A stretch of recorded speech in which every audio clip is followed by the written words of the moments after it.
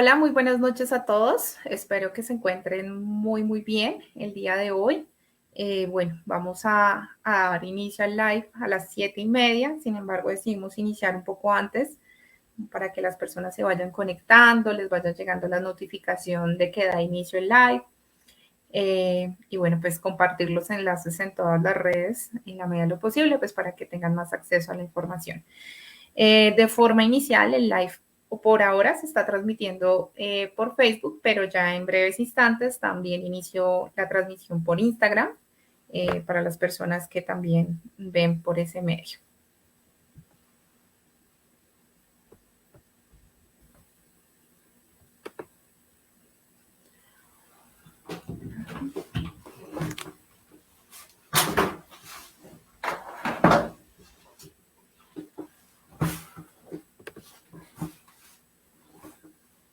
¿Listo?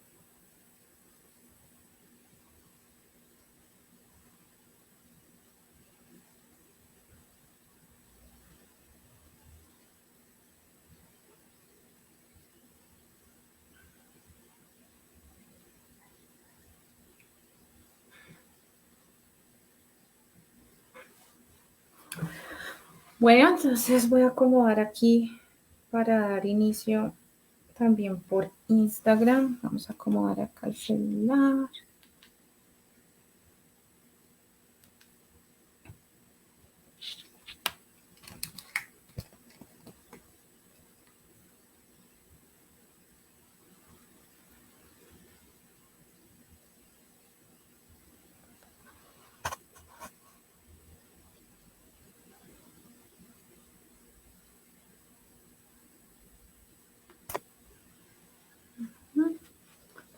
Lista por WhatsApp, ¿por qué? Por Instagram ya también iniciamos el live. Ah, pero empecé por donde no era. Ujú.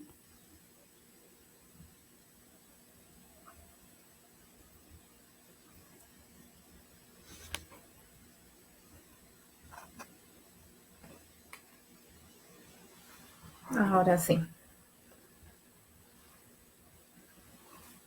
Listo. Entonces por Instagram también ya estamos conectados.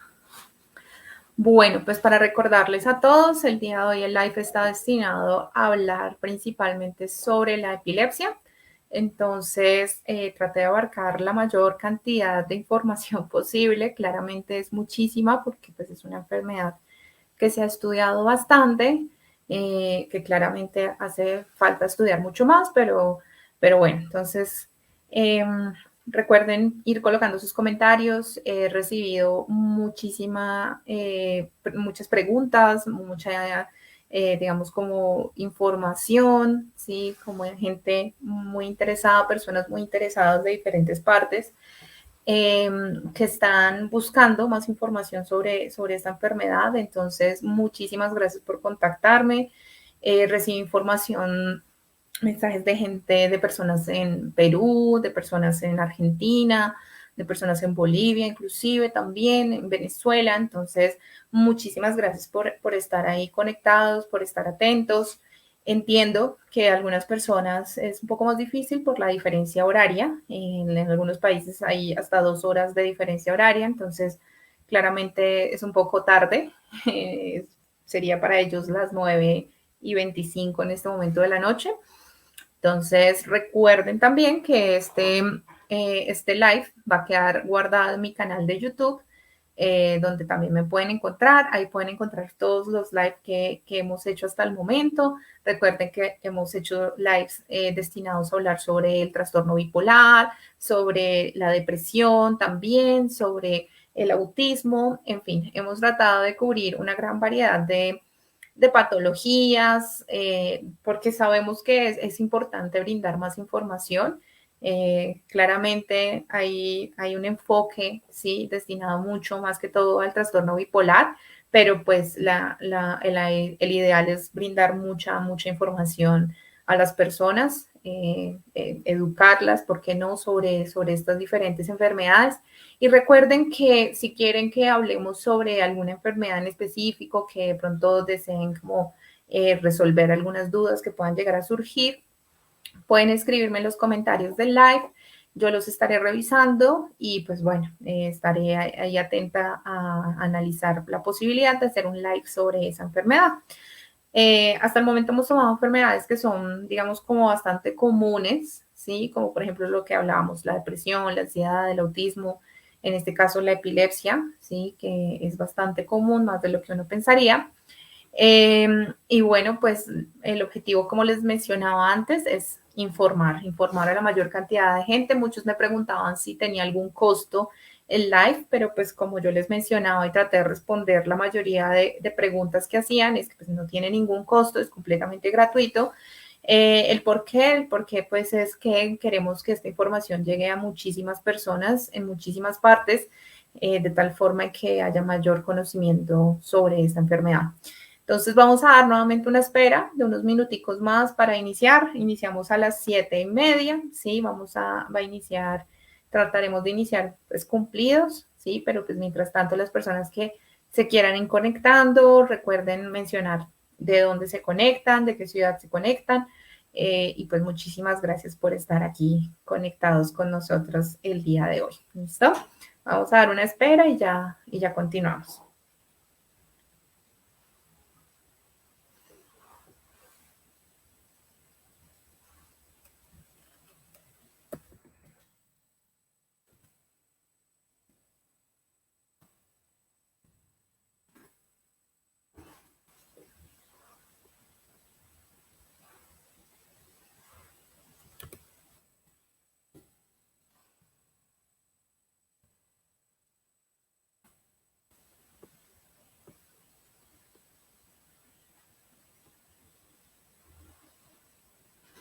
Hola Pilar, ¿cómo estás? Gracias por conectarte.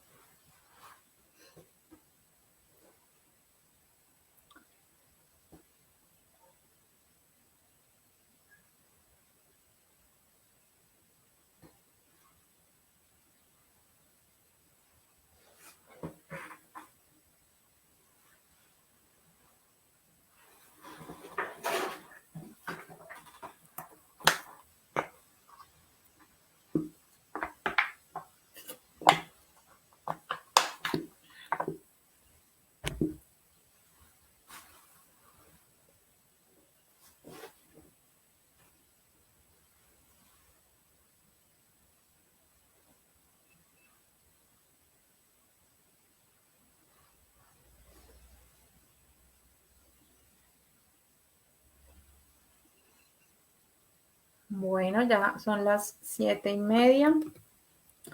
Vamos a dar una esperita chiquita.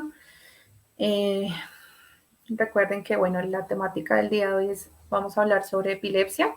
Entonces, como les mencionaba ahorita hace un momento, vamos a tratar de abarcar la mayor cantidad de información sobre esta enfermedad. De seguro hay muchísima más que se podrá encontrar de diferentes fuentes.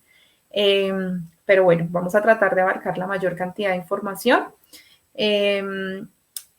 Básicamente, muchísimas gracias a las personas que se están conectando en este momento. Les comentaba antes, si quieren que hablemos sobre alguna enfermedad en específico, adicionales a las que ya hemos tratado antes, pueden dejar en sus comentarios o pueden escribirme por privado, y con todo gusto estaré analizando la información para que de pronto la veamos en un nuevo live más adelante. ¿Listo? Muchas gracias, Juan, por conectarte. Y bueno, ya casi todo vamos a dar inicio. Vamos a esperar unos 4 minuticos más, ¿sí? Para que sean las 3 y las 7:35 y vamos a dar inicio. Recuerden que estamos ubicados en la ciudad de Bogotá, Colombia. Sí, yo manejo consulta particular. Me pueden contactar por medio de mi teléfono, por WhatsApp, que en este caso el indicativo para Colombia es 57, en este caso sería más 57 y el teléfono es 317-372-8061. Igual al final, pues también voy a volver a dar la información. Recuerden que pueden en los comentarios también solicitar la información. Este live va a quedar guardado, va a quedar grabado y lo van a poder ver después en mi canal de YouTube, así como en Instagram, y pues se va a compartir por medio de redes sociales, en Facebook y en los diferentes grupos interesados en el tema o que van de esta misma temática. Entonces, pues bueno, yo creo que ya vamos a ir arrancando un poco, porque pues siempre la información es extensa, ¿no? Entonces, bueno, pues primero que todo, muchísimas gracias por estar aquí presentes. Mi nombre es Ana María Romero, yo soy neuropsicóloga. Primero estudié un pregrado en psicología en la Universidad Nacional de Colombia. Posterior a esto me especialicé e hice una maestría en neurociencias en la misma institución. Dentro de mi trabajo de grado, donde me especialicé más fue en el trabajo con trastorno afectivo bipolar. Sin embargo, pues he tenido la oportunidad de tener experiencia con diferentes pacientes en diversas patologías diferentes. Entonces, digamos que eso pues me ha ayudado bastante como a conocer y ampliar un poco el espectro de diferentes pacientes, lo cual considero que es bastante grato, bastante bueno. Y pues bueno, el día de hoy vamos a hablar sobre la epilepsia. Si les soy muy sincera, este tema es bastante cercano a mí. Realmente es curioso porque nunca había hecho un live y nunca lo había pensado. Un live sobre epilepsia para mí es bastante cercano porque tengo la enfermedad. Si les soy muy sincera, eso fue algo que me ayudó mucho, mucho a acercarme a todo el ámbito de la psicología y de la neuropsicología. Y pues bueno, fue un motivador muy grande en este momento para hacer el live el día de hoy. Yo creo que debido a esta experiencia como tan personal de tener la enfermedad, creo que ayuda de una u otra forma a que pueda brindarles más información todavía desde mi experiencia personal, ¿sí? Recuerden que pueden empezar a dejar sus comentarios, preguntas que empiecen a tener al respecto. Y pues bueno, muchas gracias a las personas que se están conectando. Doris, muchas gracias desde Chinauta. Marta, buenas noches. Emilce, buenas noches. Roberto, buenas noches. David, buenas noches.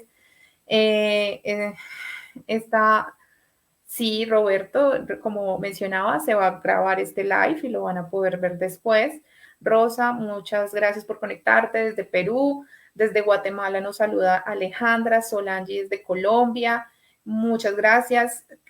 Clint Granados desde México. Un saludo muy, muy grande.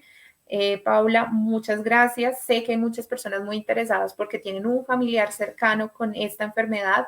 Entonces, muchas gracias. Vamos a hablar de la epilepsia refractaria también, ahorita más adelante. Y bueno, voy a quedar ahí pendiente con la pregunta de Paula con respecto al uso del CBD, que vamos a hablar más tardecito qué es eso. Muchas gracias por la disposición. Gracias, Paula. Bueno, desde Veracruz, México, muchas gracias por conectarse. Y bueno, pues bueno, voy a dejar ahí, vayan haciendo sus preguntas, trataré de responderlas todas y pues bueno, vamos a arrancar. Entonces, desde Bolivia, muchas gracias, desde Bolivia. Entonces, un abracito muy grande a todos y bueno, vamos a arrancar. Por favor, si me pasas a la siguiente diapositiva. Las personas que están en Instagram, por desgracia, no van a tener acceso a las diapositivas que sí están, digamos, dentro del live en Facebook. Como menciono, igual van a quedar guardada la información, la van a poder ver después. Pero si desean ver las diapositivas, pueden conectarse al live por medio de Facebook e igual voy a tratar de ser lo más específica posible, pues para que las personas que están viendo desde Instagram también tengan acceso a la información. Entonces, ¿qué es la epilepsia? ¿Qué es esta enfermedad? Básicamente es un trastorno que es crónico, llamamos que es crónico porque en la mayoría de casos va a acompañarnos a lo largo de la vida y empieza desde una edad muy joven en la mayoría de casos. Es una enfermedad que va a afectar el sistema nervioso central, es decir, toda la parte a nivel cerebral, y se caracteriza porque hay una actividad cerebral anormal, ¿sí? Que va a generar una serie de convulsiones o periodos de comportamiento y sensaciones como inusuales, ¿sí? Y a veces, pues, pérdida de la conciencia, ¿sí? Entonces, esta enfermedad básicamente se genera porque pues nuestra actividad cerebral en nuestro cerebro funciona un poquito diferente en nuestros casos y hay una mayor excitabilidad en ciertas zonas, ¿sí? O a nivel general en el cerebro y pues esto va a generar una crisis, ¿sí? Vamos a ver que existen diferentes tipos de crisis. Si me ayudas, Paula, pasando a la siguiente diapositiva. Pero primero vamos a hablar primero de los síntomas, ¿sí? Los síntomas son muy, muy variados, ¿sí? Y dado que pues se caracteriza por una actividad anormal en el cerebro, muchas ocasiones, muchas veces las convulsiones o las crisis van a estar ligadas a la zona del cerebro donde se ve afectada, ¿sí? Es decir, por ejemplo, si hay una sobreexcitación o hay un mal funcionamiento a nivel de del lóbulo occipital, por ejemplo, que es en esta parte de acá atrás, que se encarga de todo el tema visual, por ejemplo, es muy probable que el aura, que ya ahorita vamos a hablar qué es eso, o el tipo de crisis que yo voy a tener va a estar muy ligada con el aspecto visual. Entonces, por eso decimos que en el caso de las crisis que son muy focales, focalizadas, los síntomas que vamos a experimentar van a estar bastante ligados a la zona en el cerebro donde hay esa excitabilidad. Pero también tenemos casos donde la excitabilidad a nivel cerebral se presenta en conjunto, en diferentes zonas a nivel cerebral, y pues hablamos que pues son crisis más generalizadas, ¿sí? Y que van a tener una afectación, digamos, global a nivel cerebral. La más conocida es la crisis tónico-clónica generalizada, es la crisis como que más se habla, más se conoce, pero como les mencionaba, hay diferentes tipos de crisis, realmente hay muchos tipos de crisis, que el neurólogo, pues la idea es que les pueda indicar exactamente cuál es el tipo de crisis, debido a que pues depende mucho de eso el tratamiento farmacológico o de medicamentos. Entonces, ¿cuál es esta crisis tónico-clónica? Entonces, vamos a ver que en esta crisis lo que pasa es que la persona cae al piso, convulsiona, ¿sí? Que es como la clásica que hemos visto, y bueno, pues después de esto recupera la conciencia, etcétera, generando una serie de, pues ya de eventos secundarios, ¿sí? Bueno, vamos a pasar a la siguiente diapositiva y pues precisamente vamos a hablar sobre la tipología, ¿sí? Entonces, gracias. Y pasemos a la siguiente, ¿sí? Cuando yo digo tipología, ¿a qué hago referencia? Como les mencionaba, pues hay diferentes tipos de crisis, ¿sí? Hay muchos tipos de crisis y la división más grande vamos a hacerla en crisis o convulsiones focales y convulsiones generalizadas. ¿Listo? Las focales vamos a tener estas dos de forma inicial, ¿listo? Entonces, básicamente, sin pérdida del conocimiento y con alteración de la conciencia, ¿sí? Esa es como la gran división en las crisis focales. ¿Cómo conocemos o cómo identificamos que es una crisis focal? Es porque al hacer un electroencefalograma que mide la actividad cerebral, nos damos cuenta que se limita a una zona específica del cerebro y muy probablemente no puede llegar a suceder que se generalice, pero usualmente se mantiene en esa zona. Por eso hablamos de que es algo focal, ¿sí? Cuando les mencionaba el ejemplo de la corteza del lóbulo occipital, ¿cierto? Que se encarga de todo el tema visual, por eso les mencionaba que es algo muy focalizado, ¿sí? Entonces, en el caso de las crisis focales que están sin pérdida del conocimiento, también son llamadas parciales simples en otras, o sea, en otras categorías, en otras formas de clasificarlas. También van a encontrar ese nombre, crisis parciales simples. Y en este caso pueden alterar las emociones, cambiar en la manera de ver, oler, sentir, escuchar. Eh, perdón, usualmente se acompaña con un aura de una sensación de déjà vu, de estar viviendo como esto, o sea, como que ya he vivido esto antes, ¿sí? puede generar movimientos espasmódicos, ¿sí? Involuntarios en alguna parte del cuerpo. Entonces, por ejemplo, si tengo una crisis focalizada en una zona del área motora primaria, por ejemplo, que se limita, digamos, al tema del brazo, o puede que yo tenga un movimiento, un espasmo, ¿sí? En ese brazo y se limite la crisis ahí, ¿sí? O, por ejemplo, si están controlando áreas relacionadas con el olfato, sí, con el gusto, puede que yo sienta X sabor, sí, como de pronto feo, o algún olor particular, sí, y puede estar relacionado a la crisis, sí. Por ejemplo, hay ciertas crisis focales que en algunos momentos se llaman gestálticas, las cuales alteran, digamos, la emoción, entonces la persona empieza a reír de un momento a otro o empieza a quejarse de un momento a otro, a llorar, etcétera, y son crisis muy, muy focalizadas. También están las crisis con alteración del conocimiento, con alteración de la conciencia, y entonces a estas las llamamos parciales o también encontramos la división en algunos libros que se llaman parciales complejas.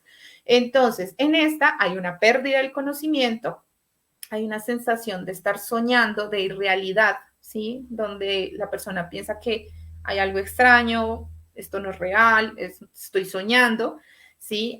Hay una mirada fija, se mantiene una mirada fija a un punto en específico, no hay respuesta al entorno, es decir, la persona le puede hablar, ¿sí? Pero no responde, ¿sí? Y hay movimientos repetitivos, usualmente como de chupeteo, ¿sí? Se presenta como usualmente el chupeteo, pero también puede ser como el masticar o frotarse las manos continuamente de una forma repetitiva, ¿sí? Es por breves instantes. Estas crisis, es importante hacer referencia a esto, las crisis, las convulsiones de cualquier tipo duran muy, muy poco tiempo, ¿sí? Las que más duran son las crisis tónico-clónicas generalizadas, ¿sí? En las cuales hay pérdida por completo de la conciencia. Estas duran, pero hay que tener muy, muy presente que si dura entre más de 2, 3 minutos, es importante llamar a un centro de emergencias. ¿Listo? Bueno, esto con respecto a las convulsiones de tipo focales, ¿sí? Ahora vamos a pasar a las convulsiones generalizadas. Entonces, pasemos a la siguiente diapositiva, por favor, Paola. Entonces, aquí tenemos varias divisiones realmente en las generalizadas, más o menos son 6 divisiones diferentes, ¿sí? Y acá vamos a encontrar primero que todo las ausencias, ¿sí? Las ausencias son bastante comunes, realmente se diagnostican bastante y es algo que llamaban antes, digamos, una epilepsia de pequeño mal, ¿sí? Así se llamaba antes. Pequeño mal porque se asumía que existían también las de gran mal, que ya ahorita vamos a hablar de eso. Entonces eran como más leves, se asumía de una u otra forma, a pesar de que había compromiso, digamos, de la actividad cerebral más generalizada. Es más común en los niños, realmente es mucho más común en los niños. ¿Cómo se caracteriza también? La mirada fija, puede que haya o no haya movimientos corporales. La duración es muy, muy breve. Realmente la mirada fija, como la sensación de estar perdida, es de 5 a 10 segundos, más o menos. Y también se caracteriza porque se puede presentar varias veces en un mismo día, ¿sí? Inclusive hay reportes de más de 50 veces o más veces en el mismo día que se presentan este tipo de crisis, ¿sí? A pesar de que pareciera que como es una breve desconexión, ¿sí? A nivel cerebral, es más sencilla o es más fácil, por decirlo así. Recordemos que son generalizadas, es decir, tienen un compromiso más global a nivel cerebral y pues son muy importantes de lograr manejar a tiempo. Desde otra perspectiva tenemos las tónicas generalizadas, ¿sí? Entonces, cuando decimos tónicas hacemos referencia a rigidez, ¿sí? Y por eso ahorita vamos a hablar de lo que quiere decir tónico clónico, ¿sí? Entonces, tónicas hace referencia a rigidez en el cuerpo, ¿sí? Entonces, se presenta rigidez muscular, ¿sí? Puede afectar en algunos casos también el conocimiento. Usualmente altera, digamos, los músculos de la región superior, es decir, por ejemplo, brazos, espalda, pero en algunos casos también las piernas. Es decir, encontramos la persona que de un momento a otro como que queda, ¿sí? Bloqueada con una rigidez de una forma particular, ¿sí? No presenta, digamos, este movimiento, sino solamente la rigidez y después de que cede la crisis, pues ya puede soltar, digamos, el músculo, ya cede. Están las crisis generalizadas atónicas, que realmente son bien difíciles de manejar, son bien complejas. ¿Por qué? También les llaman convulsiones de caída, ¿sí? En ese caso hay una pérdida completa del tono muscular, ¿sí? Del control muscular, afecta principalmente lo que son piernas, ¿sí? Y puede generar colapsos de forma muy repentina, ¿sí? Entonces, en este caso no tenemos la convulsión de la persona así que tiembla, no, sino que de un momento a otro pasa que pierde el conocimiento, cae al piso, y por eso digo que es grave, sí, es difícil de manejar, porque claramente afecta muchísimo la funcionalidad. Puede ocurrir en cualquier situación, por ejemplo, la persona ir en la calle y de un momento a otro da la crisis, pierde el conocimiento, en una de las caídas se puede lastimar, etcétera. Entonces, por eso son, digamos, son importantes de lograr manejar y controlar a tiempo. Quiero aclarar que no son tan comunes tampoco. Vamos a pasar a la siguiente diapositiva, por favor. Y bueno, tenemos el otro grupo de tres también que hacen referencia a las convulsiones generalizadas. ¿Listo? También entonces tenemos las generalizadas clónicas. Entonces, como les mencionaba antes, tónico hace referencia a la rigidez, pero clónicas hace referencia al movimiento, ¿sí? Entonces, son movimientos musculares repetitivos y rítmicos, ¿sí? Que afectan generalmente lo que es el cuello, la cara y los brazos. Entonces puede que haya movimiento de un párpado, ¿sí? De forma repetitiva, o de acá de esta zona muscular de forma repetitiva, o también puede ser del brazo, ¿sí? Que se dé de forma repetitiva. Este hace referencia entonces a las crisis generalizadas clónicas. También están las mioclónicas, ¿sí? Que entonces en estos casos se caracterizan por ser movimientos espasmódicos, ¿sí? Breves, como repentinos, como una sacudida, ¿sí? Que se presenta. Yo creo que todos hemos experimentado un poquito esa sensación cuando estamos entre dormidos y despiertos, que por ejemplo sentimos que nos caemos y de un momento a otro como que uno salta en la cama, ¿sí? Se presenta este movimiento como de espasmo, es algo similar en las mioclónicas. Entonces, usualmente afecta lo que son brazos y piernas, ¿sí? En este caso, pues la persona no es como que pierda por completo el conocimiento, no, sino que se presenta este espasmo de forma muy repentina. Y bueno, ya entrando como a las más conocidas, que son pues la tónico-clónica generalizada, porque hacemos referencia a que tiene esa parte tónica y clónica, entonces vamos a pasar a la siguiente diapositiva, por favor, que me gustó esta imagen porque pues es como que ilustra bastante bien más o menos cómo ocurre una crisis, una convulsión tónico-clónica generalizada. Esta era la que antes llamaban también el gran mal, ¿sí? En algunos casos, e incluso todavía se llega a dar esa clasificación que ya ahorita voy a exponer que, digamos, que ya no se debería usar realmente. Eh, y bueno, entonces tenemos las etapas, ¿sí? Entonces, las etapas se describen primero por un aura, ¿sí? ¿Qué es esto del aura? El aura hace referencia a aquella cosa que me avisa antes de tener una crisis, ¿sí? Existe un periodo muy breve realmente en el cual a mí como que el cuerpo me avisa de una u otra forma que viene una crisis, ¿sí? Eh, Recuerden, pues de pronto para las personas que se están conectando, etcétera, que digamos yo les mencionaba al principio, me gusta mucho hablar de este tema, ¿sí? ¿Por qué? Pues en mi caso yo tengo el diagnóstico, entonces por eso me gusta hablar mucho de este tema, aunque nunca lo he hecho antes, pero bueno, me gusta porque pues bueno, puedo brindarles también la experiencia desde mi vivencia, ¿no? Entonces, desde el aura misma, ¿cierto? Es aquello que nos va a avisar antes que va a ocurrir una crisis, ¿sí? El aura puede ser muy diferente en cada persona, ¿sí? Por ejemplo, puede ser una alucinación, ¿sí? Es decir, ver algo, escuchar algo inclusive, oler algo, ¿sí? A todo esto hacemos referencia con alucinación. Alucinación son alteraciones, digamos, sensoriales de cosas que no están, ¿sí? No existen, pero yo las percibo. A eso nos referimos con alucinación. Y quiero dejar muy claro esto, y es que no se trata de que la persona con epilepsia alucine todo el tiempo. No, ¿sí? Puede ser que en los periodos de aura, pues presente, digamos, en algunos casos, su aura esté ligada a una alucinación con respecto a un sonido o con respecto a un olor, etcétera. Hay una sensación de mareo, ¿sí? Como de náuseas, de una u otra forma, como que se va un poco la conciencia, ¿sí? Hay confusión, porque a pesar de que la gente como que te esté hablando, tú no entiendes, o sea, hay como una desconexión y como que no logras entender o hilar muy bien las ideas. Ahí empieza a haber un entumecimiento del cuerpo y pues finalmente ya viene la parte de la caída, ¿sí? Entonces, en este caso de la caída, o si la persona, muchas crisis ocurren en los periodos de sueño, ¿sí? Entonces, pues si está acostada la persona, entonces en este caso pues no va a haber una caída, puede que exista el aura, pero ya viene de una vez la fase tónica.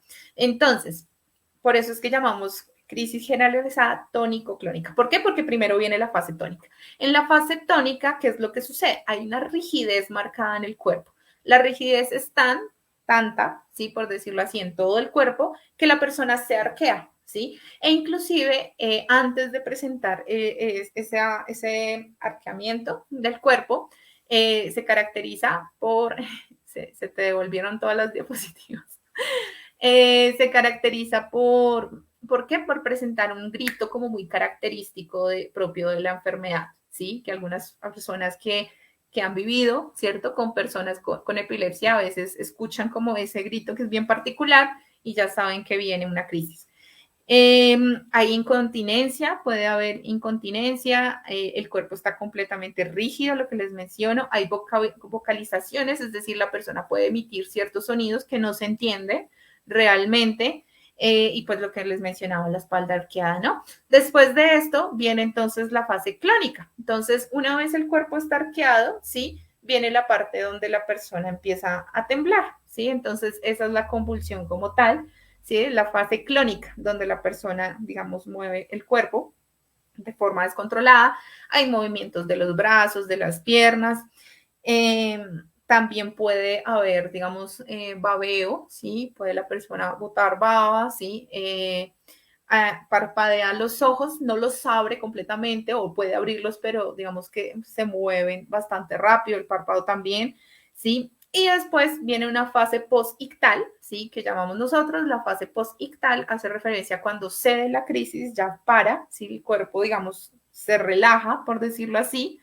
Hay una debilidad claramente en el cuerpo, hay un estado de confusión al principio, la persona no entiende muy bien qué fue lo que pasó, hay somnolencia, en algunos casos la persona puede que se despierte, alguien le diga algo y caiga dormida otra vez, ¿sí? Entonces hay un gran agotamiento y me corregirán las personas que de pronto han tenido algunas crisis tónico-clónicas, pero digamos, recuerdo mucho en mi caso cuando las llegué a tener, era una sensación global del cuerpo como si te hubieran dado una paliza, ¿sí? Básicamente, con un dolor muscular muy, muy fuerte, muy grande, ¿sí? Como si hubieras hecho mucho, mucho ejercicio, ¿sí? Y estuvieras maltratada a nivel físico, ¿sí? Era como la sensación que yo recuerdo tener a nivel global, ¿no? A nivel de los brazos, las piernas, y pues cuando uno recobra el conocimiento, usualmente hay mordedura de la boca, no, sino, perdón, de los labios, entonces pues está lastimada la vía oral. Vamos a pasar a la siguiente diapositiva y vamos a hablar un poquito sobre las causas. Realmente encontrar una única causa para generar esta enfermedad es muy, muy complicado. Existe un componente de genética importante, ¿sí? Es decir, podemos ver en algunos casos de familias donde hay algún paciente con epilepsia que algún otro familiar también la tenía o la tiene, ¿sí? Por alguna situación. También está la causa, sin embargo, no es de forma determinante, ¿no? No quiere decir que haya una mutación específica que me haga a mí desarrollar epilepsia, no, ¿sí? Existen, ya vamos por allá, enfermedades asociadas que tienen un componente genético, que una de sus, digamos, síntomas puede ser la epilepsia, ¿sí? Pero la epilepsia como tal, digamos que el origen es muy, muy variado. Puede ser secundario un trauma cráneoencefálico, eso también puede suceder, es decir, que es la parte que dice TCE, trauma cráneoencefálico, entonces es un golpe muy fuerte en la cabeza que yo me haya dado en algún momento, que haya generado un golpe fuerte, que me haya generado un daño a nivel cerebral, que se pueda mostrar por medio de placas, es decir, de resonancia magnética o TAC, que sí, que genera un impacto y pues un daño en ciertas zonas y genere, digamos, las crisis o la mayor sensibilidad a las crisis. También se puede generar por trastornos del desarrollo, algunos trastornos del desarrollo, digamos, que tienen más probabilidad de generar la epilepsia, como por ejemplo ya vamos a ver el autismo. Anomalías cerebrales que pueden surgir desde el nacimiento, por ejemplo, alguna anomalía a nivel cortical o subcortical que se pueda generar y pues eso genera, digamos, las crisis convulsivas. Procesos de infecciones, por ejemplo, una encefalitis también puede generar unas crisis secundaria a tener una encefalitis o al contagio con VIH. Lesiones prenatales, pues esto también se puede generar, que en medio de la formación, digamos, del feto a nivel cerebral, haya una malformación por X o Y circunstancia y pues genera al nacimiento, digamos, la posibilidad de que se desarrollen las crisis o la enfermedad.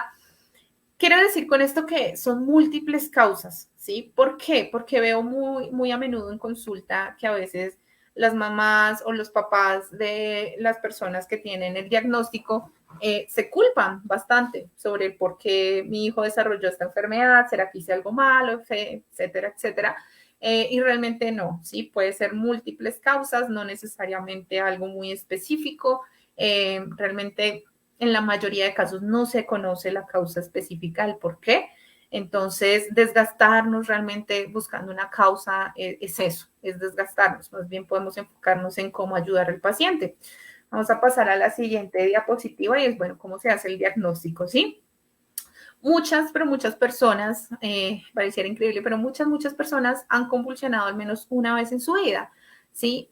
¿Por qué se ha podido generar esa convulsión? ¿Sí? En algunos casos por falta de oxígeno, en X o Y circunstancia, porque, por ejemplo, hubo una baja en la presión arterial que pudo llevar también a una crisis, por ejemplo, en cuadros febriles, ¿sí? Es decir, muy a menudo ocurre que al niño le da fiebre y genera una crisis convulsiva. Entonces, realmente quiere decir esto que si tengo una crisis, ya tengo el diagnóstico, no necesariamente, ¿listo? Entonces, ¿cómo hacemos el diagnóstico? ¿Cómo hace el diagnóstico por parte de neurología? Primero, pues está la historia clínica. Es decir, los antecedentes clínicos que la persona tiene, ¿sí? Por ejemplo, que ya tenga algunos antecedentes, digamos, de momentos previos donde, por ejemplo, el niño presentaba más bien como ausencias, pero pues los papás no reconocían eso como ausencias, sino de pronto pensaban que el chiquillo es despistado, ¿sí? Por ejemplo. Entonces, todo esto son antecedentes clínicos, ¿sí? El TAC y la resonancia magnética cerebral, ¿sí? También van a ser, digamos, un punto decisivo en el diagnóstico. ¿Por qué? Porque nos van a dar información sobre la estructura a nivel cerebral y recordemos que en algunos casos, por ciertas cicatrices o anomalías a nivel cerebral, se generan las crisis. Entonces, el TAC y la resonancia me van a ayudar a identificar si existen, ¿cierto? Está alguna anomalía a nivel cerebral que pueda estar generándome estas crisis. Y también es necesario hacer un electroencefalograma, que es el EEG, que está ahí escrito, o una polisomnografía. ¿Para qué? Para identificar la actividad eléctrica a nivel cerebral. Este examen, la resonancia es este donde lo meten a uno como en un túnel gigante, ¿sí? Y tiene unos sonidos bien particulares. El electroencefalograma es en el cual le colocan a uno muchos cablecitos en el cuero cabelludo, ¿cierto? De tal forma que con esto, estos electrodos van a medir la actividad eléctrica a nivel cerebral. ¿Qué diferencia hay entre el electroencefalograma y la polisomnografía? El electroencefalograma básicamente va a medir la actividad cerebral únicamente. Lo chévere de la polisomnografía es que me va a medir también el ritmo cardíaco, la respiración, entonces digamos que tiene más información todavía. Lo ideal en el diagnóstico usualmente es que soliciten un electroencefalograma de 12 o 24 horas con privación de sueño, ¿sí? ¿Por qué? ¿Sí? ¿Qué es lo que busca, digamos, el electroencefalograma? El electroencefalograma lo que va a buscar es que la persona esté, digamos, más propensa, ¿sí? A tener una crisis, de tal forma que este examen lo pueda detectar y dé con el diagnóstico. ¿sí? ¿Por qué? Porque este examen, si nos fijamos, pues mide 12 o 24 horas de la actividad cerebral, pero nuestra actividad cerebral es constante. Entonces, para lograr el diagnóstico, por eso es que es un examen a veces tan largo, tan engorroso, es maluco porque te ponen a respirar como para que te sofoques, para que te hiperventiles. También te ponen luces, ¿sí? Y con todo esto lo que quieren hacer es tratar de generar una crisis, a ver si pues hay una alteración a nivel cerebral y con esto pues se logra el diagnóstico en específico, ¿listo? Vamos a pasar a la siguiente diapositiva, por favor, con algunos datos sociodemográficos sobre esta enfermedad. Entonces, ¿ya pasamos o no? Todavía no. Qué pena te molesto, Paola, a ver si me ayudas pasando a la siguiente diapositiva. Todavía no. Bueno, mientras tanto voy saludando a las personas que están por allá, saludándome desde Bolivia, Perú, México, Argentina, Colombia, ¿sí? Muchísimas gracias por estar conectados. Bueno, ya, ahora sí, ya cambió. Entonces, realmente tenemos que la epilepsia es la enfermedad neurológica no transmisible más común a nivel mundial, ¿sí? Es decir, mucha gente padece de esta enfermedad, realmente son muchas personas. Más o menos a nivel mundial son 65 millones de personas que tenemos esta enfermedad. En Colombia, el 1.3% de las personas padece de esta enfermedad, ¿sí? Entonces, pues hacer un número tan alto, pues amerita claramente que se hable sobre esta, que se brinde mayor información, ¿listo? Entonces, vamos a ir a la siguiente diapositiva que me parece datos importantes sobre comorbilidades. Entonces, ¿qué es lo que pasa con la epilepsia? ¿Sí? Y quiero hacer mucho énfasis en que no es una enfermedad sencilla de sobrellevar realmente, y más cuando en un principio no hay una conciencia de la misma, de pronto no se toma la medicación con juicio, no hay control de las crisis. Entonces, claramente esto empieza a generar o a interferir, pues, digamos, en la calidad de vida de la persona. Y pues bueno, puede llevar a cuadros depresivos o de ansiedad, ¿sí? Se han encontrado estudios donde el 33% de las personas con epilepsia desarrolla depresión o ansiedad perdona, en algún momento de su vida. Es un número bastante alto, realmente, ¿sí? Es un número bastante alto de personas que desarrollan estas otras enfermedades como comorbilidad. Y yo creo que en parte es por la falta de orientación tanto al paciente como a la familia. También el 34% puede desarrollar dificultades en el aprendizaje, y quiero dejar muy claro que esto no es lo mismo que la inteligencia, ¿sí? La inteligencia en teoría no se debería afectar con la epilepsia, ¿sí? Si se logra controlar bien y si no hay otro síndrome ahí, digamos, como influyendo, pero sí puede generar ciertas dificultades en el aprendizaje. Ahora, el 30% también tiene como comorbilidad el TDAH, que es el trastorno por déficit de atención e hiperactividad, y pues bueno, digamos que tiene cierta relación porque hay una exaltación en el sistema nervioso central, si hay una mayor hiperactividad, entonces puede por esto tener su relación. Y sabemos que más o menos el 40% de los niños que tienen autismo presentan también como comorbilidad epilepsia, ¿sí? Es decir, que pues es bastante común, ¿sí? Es decir, que digamos todo el tema emocional es muy importante, el tema cognitivo también es muy importante analizarlo, y que bueno, pues que puede tener bastante comorbilidad con otras enfermedades. Vamos a pasar ahora a la siguiente diapositiva y vamos a empezar a hablar un poco sobre el estigma social, ¿sí? Aquí es bastante amplio realmente el tema, y cuando pensé en hablar sobre el estigma social, realmente no sabía muy bien cómo abordarlo, o desde qué perspectiva abordarlo, porque creo que todos los que tenemos epilepsia, o los que han tenido en algún momento crisis, saben que de una u otra forma se siente un estigma social para hablar sobre la enfermedad. Si les soy muy sincera, digamos, yo duré muchos años sin comentarlo de forma tan abierta por pena, ¿sí? Por vergüenza. Entonces, Esto hace que pues muy poco, realmente se hable muy poco sobre esta enfermedad. Y creo que la forma más clara de entender por qué hay un estigma social sobre esta enfermedad es comprender su historia, ¿sí? Entonces, cómo se genera o cómo se da la historia de la epilepsia. Entonces, realmente los datos más antiguos es de la edad antigua, ¿sí? Es algo muy viejito.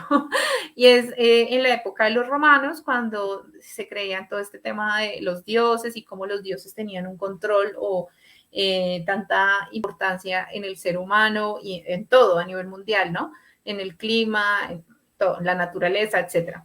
Entonces, desde ahí los romanos describieron que las personas con epilepsia tenían algo que llamaban morbus divinus, ¿sí? El morbus hace parte, quiere decir como de enfermedad, ¿sí? Y divinus, pues divina. ¿Por qué? Porque en ese momento se asumía que era una enfermedad, digamos, es más, no se asumía como una enfermedad, sino que era un fenómeno, ¿sí? En el cual un dios, ¿sí? Solo Dios podía darle esto a los hombres. ¿Por qué? Porque solo Dios tendría la capacidad de, digamos, desmayar a alguien y producirle este tipo de síntomas, ¿sí? Que eran propios de la crisis convulsiva, usualmente la tónico-clónica.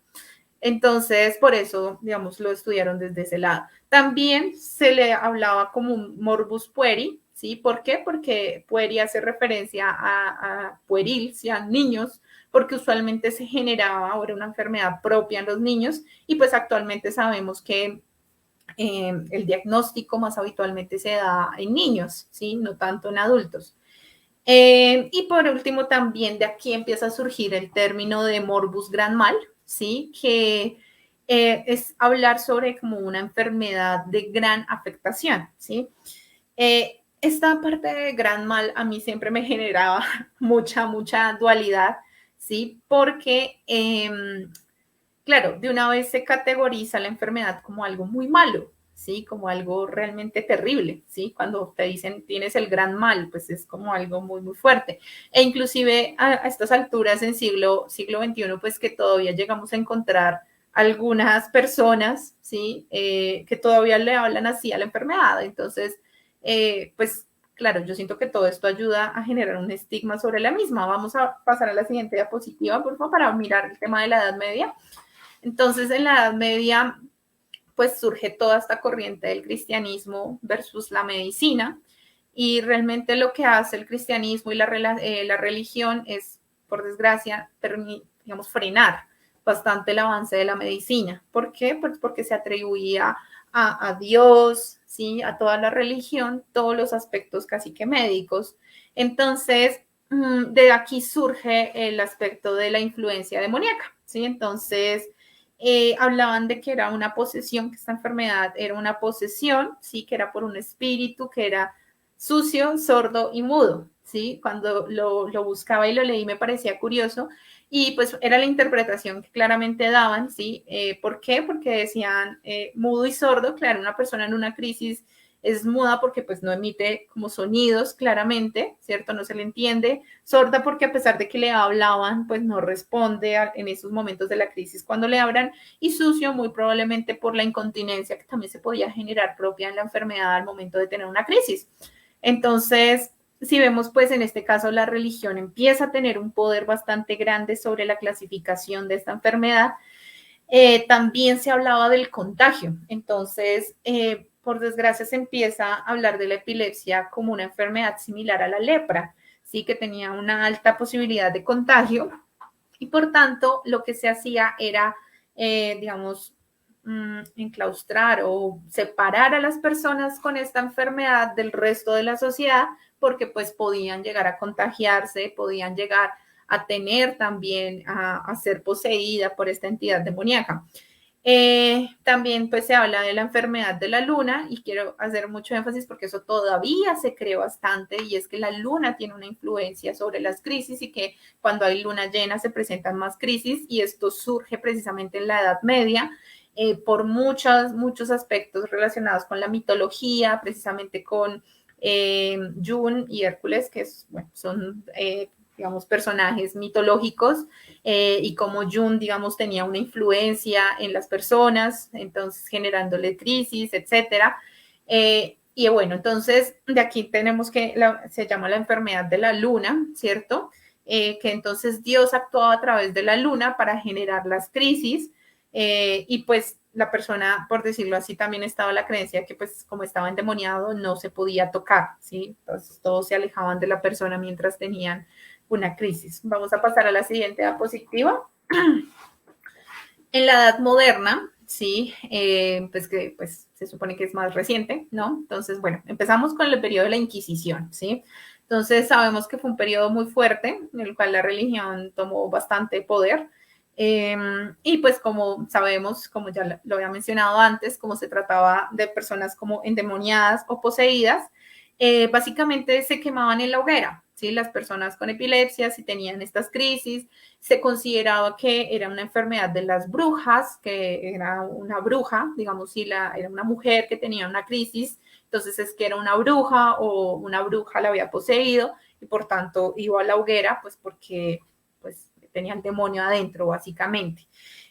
Por fin, en 1800, digamos, de forma paralela, la medicina empieza como a trabajar un poco en silencio, ¿sí? Y a hacer sus avances, a hacer sus estudios. Y Romberg, en 1800 más o menos, empieza a generar por primera vez la descripción de las auras, ¿sí? Y hablaba que existía el aura psíquica, el aura sensorial, el aura sensitiva y motora, haciendo referencia, digamos, a lo que hablábamos un poquito ahorita con el tema de las auras, que es esta sensación previa a tener la crisis compulsiva. Y bueno, ya más en el siglo XXI, pues empezaron a surgir un montón de tratamientos a inicios del siglo XXI, muchos tratamientos, tratamientos con sangrías, tratamiento con baños, inclusive con cosas tan radicales como cauterizaciones o amputaciones, inclusive en las zonas donde se presentaban, digamos, el aura, perdón, entonces si el aura era más relacionada con el tema motor o la crisis era relacionada con el tema motor, se podía llegar a generar cauterizaciones o amputaciones con el objetivo de quitar la crisis. Empieza a surgir todo el movimiento de farmacología, es decir, muchos fármacos empiezan a surgir para el manejo de la crisis e incluso se hablaba y se trabajaba con la trepanación, ¿sí? Que pues, es algo muy fuerte. La trepanación hace referencia a que se hacía un hueco en esta parte de acá, ¿sí? Del cráneo, con la creencia de que saliera un líquido de tal forma que la persona sanara en la enfermedad que tenía. Claramente pues esto no funciona y por el contrario, ¿no? Genera más dificultades. En 1958, por primera vez se incluye la epilepsia, sí, pero como una enfermedad mental. ¿Sí? Entonces es incluida como una enfermedad mental, no una enfermedad neurológica, lo cual aumenta todavía más el estigma frente a las personas con epilepsia. ¿Por qué? Porque pues básicamente se les trata no solamente como endemoniados, sino pues también como enfermos mentales, los cuales hay que recluir en instituciones. Entonces, pues digamos que todo esto aumentó todavía más el estigma sobre la enfermedad. Si tenemos estigma actualmente sobre la enfermedad mental, pues digamos que todo esto se sumó en conjunto con la epilepsia, ¿no? Ahora, con respecto al tratamiento, vamos a pasar a la siguiente diapositiva, por favor. Entonces, con respecto al tratamiento, entonces, ya esa la pasamos. Gracias. Entonces, con respecto al tratamiento, pues hay varias opciones de tratamiento. La primera, sí, como el primer orden de tratamiento es la medicación, ¿sí? Entonces, ¿quién da la medicación? La medicación básicamente la emite en el caso de niños, un neuropediatra, en el caso de adultos, un neurólogo. ¿Cómo se le llama esta medicación? Se le llama usualmente las sílabas, no sino las letras, digamos que las siglas, ya. Las siglas que reúnen esto es el FAE, ¿sí? Son los fármacos antiepilépticos, ¿sí? ¿Cómo se maneja? Básicamente hay muchísimos fármacos. Realmente me podría gastar otro live hablando sobre los fármacos. Pero lo dividen, sí, el tratamiento en dos formas. Uno es la monoterapia y la politerapia. La monoterapia hace referencia a que solamente utilizamos un fármaco para el manejo de la epilepsia y en el caso de la politerapia es que se usan dos o más fármacos para el manejo de la epilepsia. Usualmente al momento inicial del tratamiento se trata de mandar únicamente un fármaco. Si vemos que hay resistencia, entonces pues digamos que el neurólogo se encarga, digamos, de ya de decidir cuál será si el mejor proceso, si cambiar a otro fármaco diferente o hacer una politerapia, etcétera. Aquí por eso es tan importante el papel del neurólogo para que haga una adecuada dosificación, un adecuado, digamos, escoger adecuadamente el medicamento, porque según el tipo de crisis, asimismo es necesario una medicación diferente. Según cada persona también es necesaria una medicación diferente. Y también pues influye en la dosificación, ¿no? Porque pues si yo soy una persona con una contextura diferente, etcétera, tengo mis crisis son así cada tanto tiempo, entonces pues necesitaré algo, digamos, más específico para mí. Encontré esta frase que me pareció muy, muy bonita y es que pues no existen enfermedades sino enfermos. ¿Y por qué hace referencia? O sea, sé que a veces de pronto uno la lee de primera y suena un poco mal, y hace referencia a que realmente no sirve únicamente un tratamiento, o sea, es decir, mi tratamiento para la epilepsia puede ser que a otra persona no le funcione, ¿sí? Sino que pues va a depender de cada persona, es decir, de cada, digamos, enfermo, ¿sí? De cada persona con la enfermedad va a depender el tratamiento. He encontrado muchísimos casos y en los grupos, digamos, a los que pertenezco que hablan sobre la epilepsia, constantemente se comparte información sobre los fármacos, se pregunta sobre los fármacos, y vemos que las respuestas o los comentarios son muy variados, ¿sí? Puede ser que a una persona le funcione, a otra persona no. Entonces, realmente lo importante aquí es tener una comunicación muy directa con el neurólogo, de tal forma que se mire cómo pues, puede beneficiar en mayor medida al paciente. Está el tratamiento psicoterapéutico. ¿Por qué lo pongo acá como tratamiento? ¿Sí? Si bien la psicoterapia no necesariamente me va a ayudar a controlar las crisis, ¿sí? Sí me va a ayudar a muchos otros aspectos, ¿sí? Hay un duelo inicial frente a la enfermedad. En un principio, básicamente no se cree, ¿sí? Que uno tenga la enfermedad, lo piensa uno como que es imposible, ¿sí? Entonces viene todo el proceso de aceptación. Al principio, si uno no lo ve factible, se cayó Facebook. Están diciendo que se cayó Facebook, pero no sé si alguien me pueda, digamos, comentar si es verdad o si ya volvimos. Si están, por favor, si alguien me puede comentar dentro de los comentarios en Facebook, si seguimos en vivo. Adelante. Mientras tanto, entonces vamos a continuar, va a seguir explicando. Entonces, la importancia de la psicoterapia en el manejo de la epilepsia. Muy habitualmente se recurre únicamente a neurología y considero yo que realmente es muy, muy importante el tratamiento por psicología, ¿sí? ¿Por qué? Porque hay un duelo frente a la aceptación a la enfermedad, hay un proceso de adherencia al tratamiento, es decir, sabemos que los medicamentos antiepilépticos generan una serie de efectos secundarios que a veces son muy desagradables, que van desde somnolencia a náuseas, vómito, resequedad en la boca, en fin, muchos, realmente son muchos. Yo creo que, digamos, en mi caso pasé por muchos medicamentos antes de encontrar uno que me funcionara y que no me generara, digamos, tantos efectos. Entonces, el poder tener un acompañamiento psicológico es importante, ¿sí? Porque muy seguramente le ayuda a uno, digamos, a desarrollar esas estrategias de afrontamiento de forma mucho más efectiva.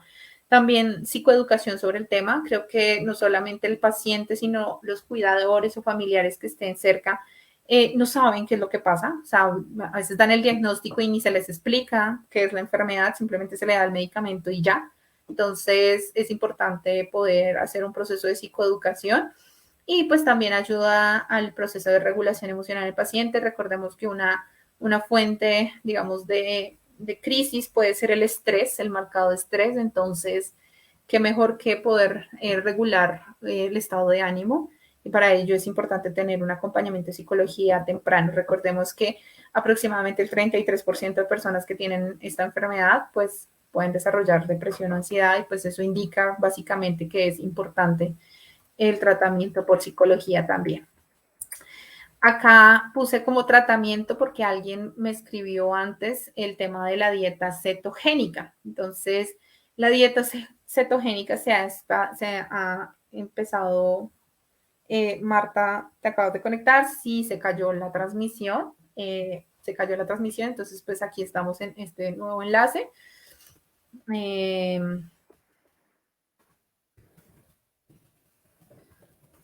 Déjame a ver si puedo lograr compartir el nuevo enlace dentro de mi estado de WhatsApp para que así las personas que puedan ver mi estado puedan darle clic otra vez. Si no, pues mientras tanto continuamos acá.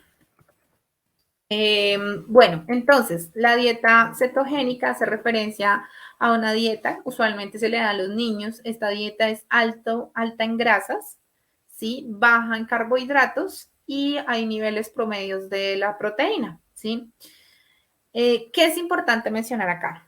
Que esto pues también lo debe tener presente un nutricionista, no es como que yo decida meter grasas a mi cuerpo porque no son todo tipo de grasas. Los niveles de carbohidratos bajos toca saberlos manejar para que no haya una descompensación ahí en el organismo. Y muy importante también es que esta dieta no puede durar mucho tiempo, tiene que durar un tiempo limitado, ¿sí? Entonces no puede ser por muchos meses, realmente no, o que se prolongue en años, no, sino que tiene que durar poco tiempo. Voy a copiar el enlace, ¿sí? Para poder acceder fácilmente. Entonces voy a salir un momento acá y permítanme un segundo.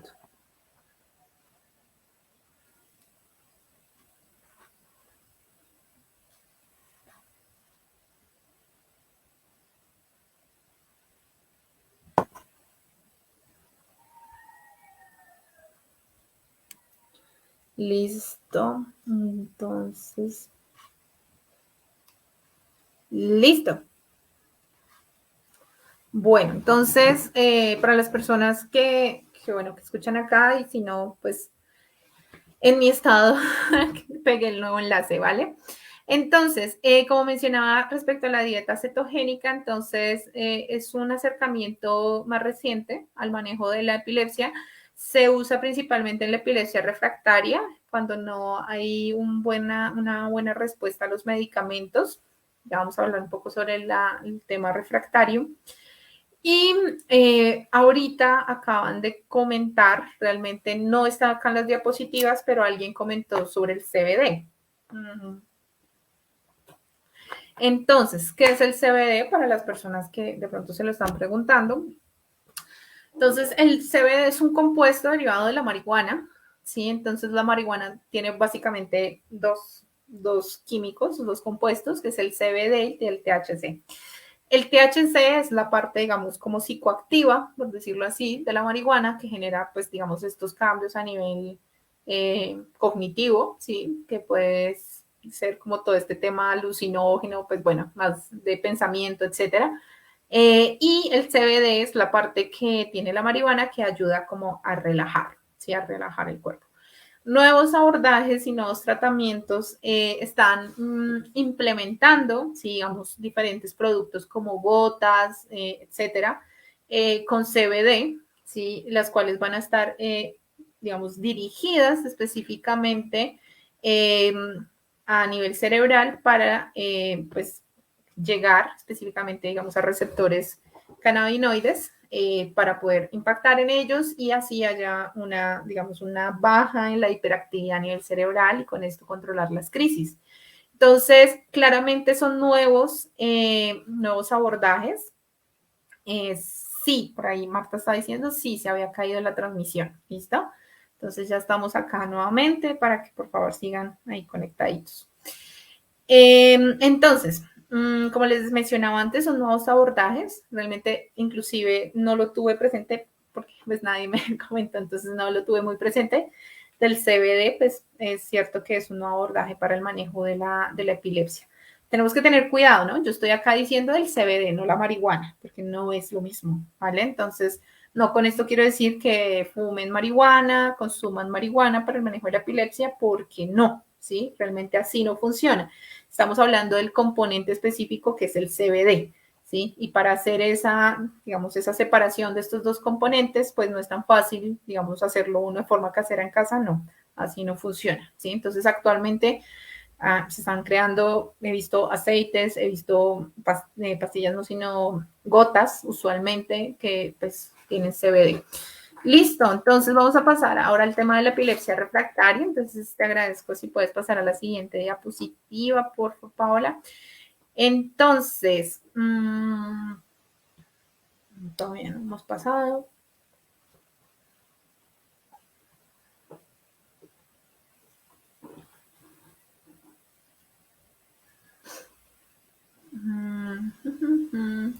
Bueno, mientras Paola puede pasar la diapositiva, entonces vamos a hablar un poquito sobre, a continuación, sobre la epilepsia refractaria. ¿A qué hace referencia la epilepsia refractaria? Hace referencia, es que me están diciendo acá que la plataforma de StreamYard, que es por donde hacemos la transmisión en Facebook, está fallando bastante, preciso hoy. Entonces, pues está teniendo ciertos problemas. Pero bueno, mientras tanto, porque creo que no les ha cambiado la diapositiva, pero pues igual ya se está haciendo como el intento de manejar todo el tema de las diapositivas, no pasa nada.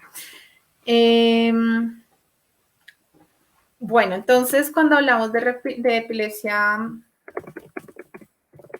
cuando hablamos de epilepsia refractaria, hacemos referencia a que es una epilepsia, un tipo de epilepsia la que no responde adecuadamente al tratamiento. Buscando se habla, digamos, una división en tres partes de la epilepsia refractaria. ¿Sí? Refractaria cuando es algo biológico, ahora sí cambió la diapositiva. Refractaria cuando es algo biológico o por farmacología o psicosocial. Entonces, por ejemplo, cuando una epilepsia es refractaria cuando es secundaria, digamos, a otra enfermedad de tipo biológico, como por ejemplo el síndrome de West. El síndrome de West es una enfermedad de difícil control de las crisis epilépticas, ¿sí? Entonces, digamos que por eso hablamos de que es refractaria. También hablamos del síndrome de Lennox-Gastaut, la crisis mesial del hipocampo. Entonces, son enfermedades, digamos, de base que hacen que sea muy difícil el control de las crisis convulsivas. Entonces, en estos casos hablamos de crisis de epilepsias refractarias. También está el componente farmacológico, es decir, tenemos epilepsia, ¿cierto? Pero no respondemos adecuadamente a la medicación. Se habla que más o menos entre el neurólogo debe proponer entre 2 y 3 monoterapias y más o menos una o dos combinaciones, en este caso politerapias, por un tiempo prudente, claramente, para identificar si efectivamente la persona no está respondiendo a la medicación. Acá, pues soy muy sincera, por mucho tiempo, yo pasé por muchos medicamentos antes de quedarme con el que tengo actualmente, que me ha ayudado, ¿sí? Y vamos a entonces, ¿por qué? Entonces, digamos, en mi caso es más refractaria por el nivel psicosocial, ¿sí? Entonces, ¿por qué? Porque se genera una interferencia importante en el diario vivir del individuo, ¿sí? Entonces, por ejemplo, lo que expresaban aquí en este artículo es que, pues básicamente, de nada sirve que se medique al paciente si el paciente no puede funcionar adecuadamente. Entonces, esto va a generar que, pues también, digamos, sea refractaria la epilepsia porque, pues, por un lado, si toma la medicación va a tener una interferencia en su día a día y por otro lado, si no toma la medicación, pues va a generar crisis compulsivas y pues también va a generar claramente una interferencia. Entonces, se habla de que empieza también la epilepsia a tener una interferencia a nivel psicosocial cuando, por ejemplo, ocurren al menos una crisis cada 2 meses o inclusive por semana, ¿sí? Hay pacientes que tienen crisis muy, muy seguido y que por eso es tan importante lograr hacer un control lo más pronto posible. ¿Qué se propone en los casos de crisis refractaria? Como mencionaba antes, digamos, tratamientos nuevos con CBD o, por ejemplo, la dieta cetogénica son nuevos modelos de intervención en los casos de epilepsias refractarias.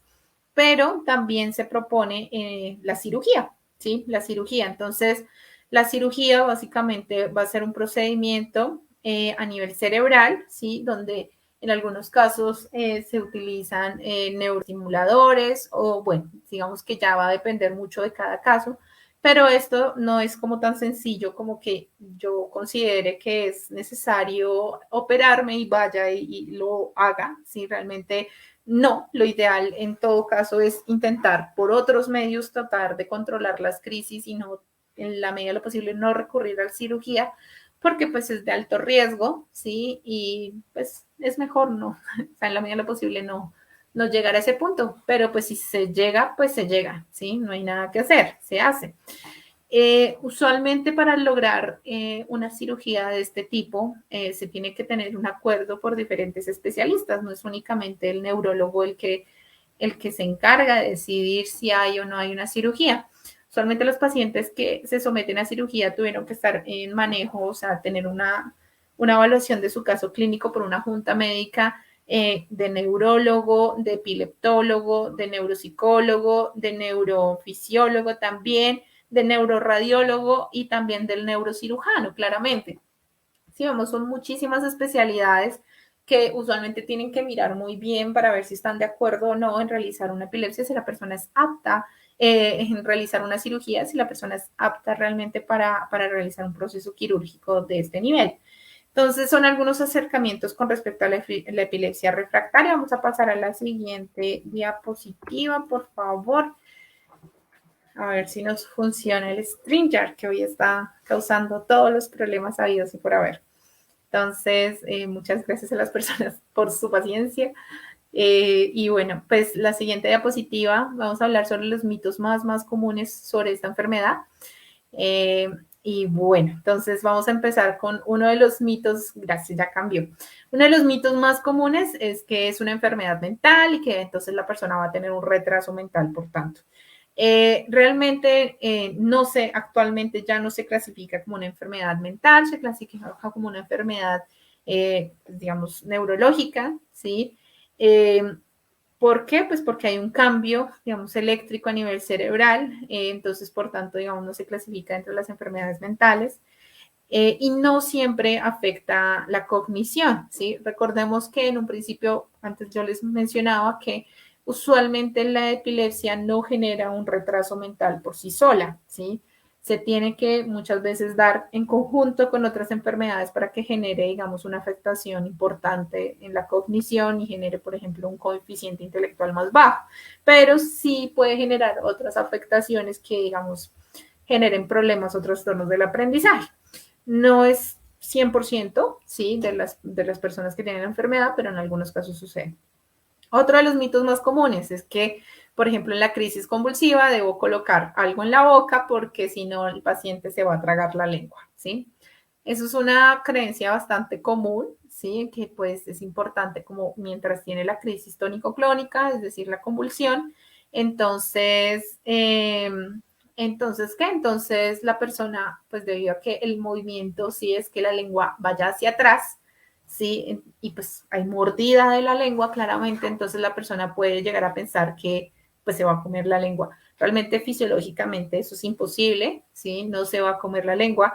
Claramente sí se va a llegar a lastimar, se va a llegar a morder la lengua, eso sí, pero durante una crisis yo no debo intentar abrir la boca del paciente porque puedo terminar herido yo, ¿sí? Y por otro lado lastimando más al paciente.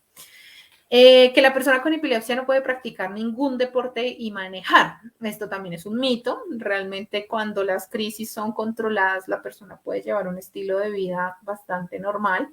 Digamos, por ejemplo, les soy muy sincera, ya después de varios controles sigo tomando la medicación, pero pues yo me desempeño en muchas áreas diferentes, ¿sí? Y veo muchos casos también de otras personas con epilepsia que entrenamos, que también manejamos, ¿sí? Y pues se puede lograr siempre y cuando haya un adecuado control de las crisis.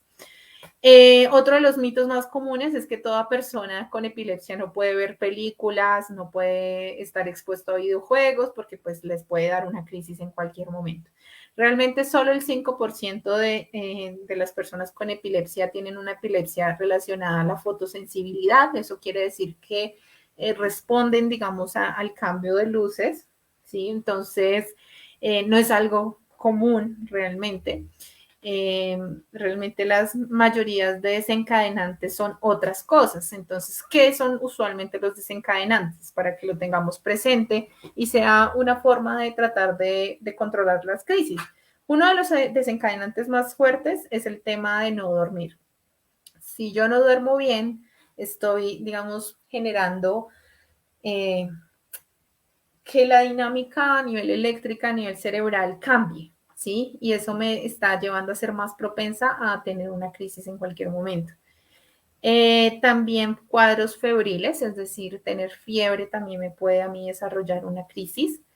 La falta de la medicación, esta también es la más común, la falta de la medicación. Muchas veces los pacientes dejan de un momento a otro la medicación. Les soy muy sincera, me pasó un montón de veces que dejaba la medicación porque no me gustaba, principalmente cuando era más pequeña, cuando era adolescente.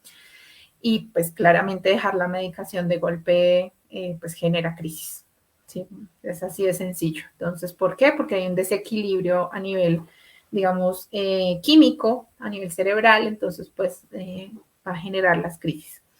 Y también el estrés, el marcado estrés también puede llevar a generar crisis. Bueno, entonces eso por ese lado. Vamos a pasar a la siguiente diapositiva. Y bueno, vamos a hablar un poco sobre el día púrpura. Entonces, ¿qué es esa vaina del día púrpura? Entonces, el día púrpura se celebra el 26 de marzo, ya estamos más o menos cerca.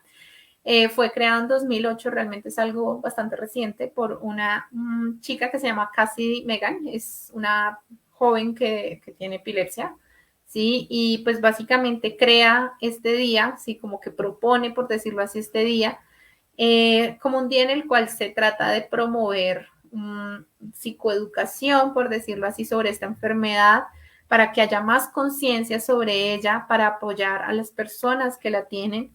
El objetivo básicamente es desterrar los mitos, así como los que les acabo de mencionar, que este solo es uno. Hay muchísimos mitos, hay creencias todavía tan arraigadas como que, por ejemplo, la persona está poseída.